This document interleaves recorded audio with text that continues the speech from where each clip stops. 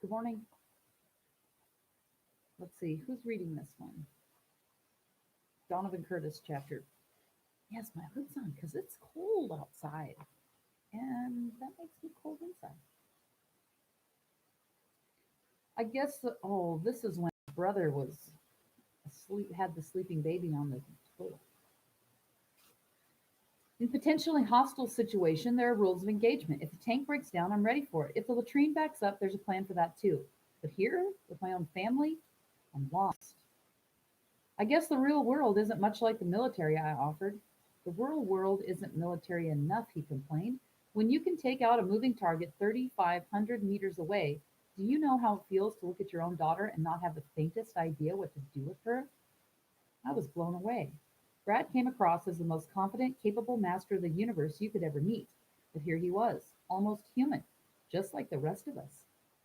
Well, you could try baby talk, I suggested. You know, goo goo gaga and stuff like that. It works for Katie. He looked disapproving. Verbal commands should be simple and concise and convey exactly what you want to communicate in as few words as possible. But you're not communicating, I reminded him. You're chilling, baby style. He actually seemed to consider my advice. There was a first time for everything. When I got to school later that morning, there was a bottleneck of kids at the main entrance. That was unusual. Unlike the academy, the students of Hardcastle Middle weren't generally so eager to get educated that they lined up for the privilege. When I got close to the front, I could see what was going on, and it turned my blood to ice. There at the door stood three adults: Principal Verlander, Dr. Schultz, and Mr. Kaminsky, the driver of the tanker truck. They were looking into the faces of every boy that entered the school. The purpose was clear: to give the one person who'd seen the super kid a chance to recognize him again. My first impulse was to slip out of line and take off down the street, but if anybody saw me do it, I'd be putting extra suspicion on myself and then I'd get caught for sure. No, I hate to be brazen through it. Wait, I had to be brazen. Hold on. No, I had to brazen it through. Walk right past the guy, head held high, and pray that he hadn't got a look at me on Saturday. As we shuffled forward, a familiar gnawing spread outward from my stomach until my entire body was vibrating with it. I'd spent so much of my life cowering in terror because I'd done something awful. Now I've finally done something good, great even, and here I was, still cowering. Chloe would have called that irony. She got straight A's in English. And then the driver's eyes were on me. My breath caught in my throat. My heart skipped a couple of beats.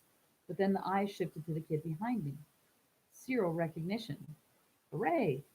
I practically collapsed in the school, bowled over with relief. I'd made it. My relief lasted less than the distance to my locker. A sharp burst of laughter made me jump. Dude, you look terrible, Newsombaum exclaimed. What is this, zombie day?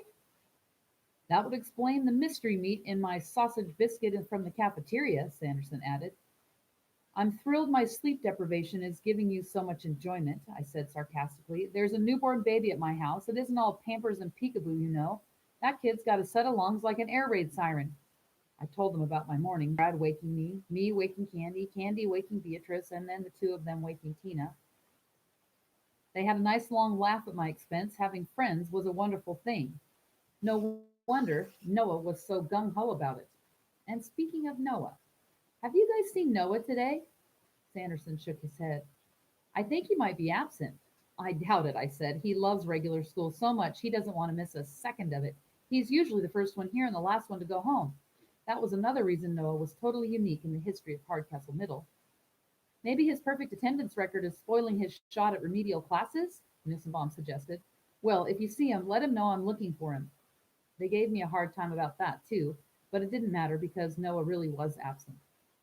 The other big news was that Mr. Kaminsky didn't recognize anyone else as the super kid. That came as no surprise to me. So there was no wild celebration in the building, not unless you count Megan Mercury's reaction when she realized Noah wouldn't be at cheerleading practice. When I got home, the door was locked, and I had to pound on it for close to 5 minutes before anybody let me in. Sorry, Donnie, Mom tossed over his shoulder as she dashed into the living room. We're all watching TV. What's on? I asked without much interest. Breaking news, she enthused. They found the super kid. Found him. Hmm. why Donovan doesn't know. Till tomorrow.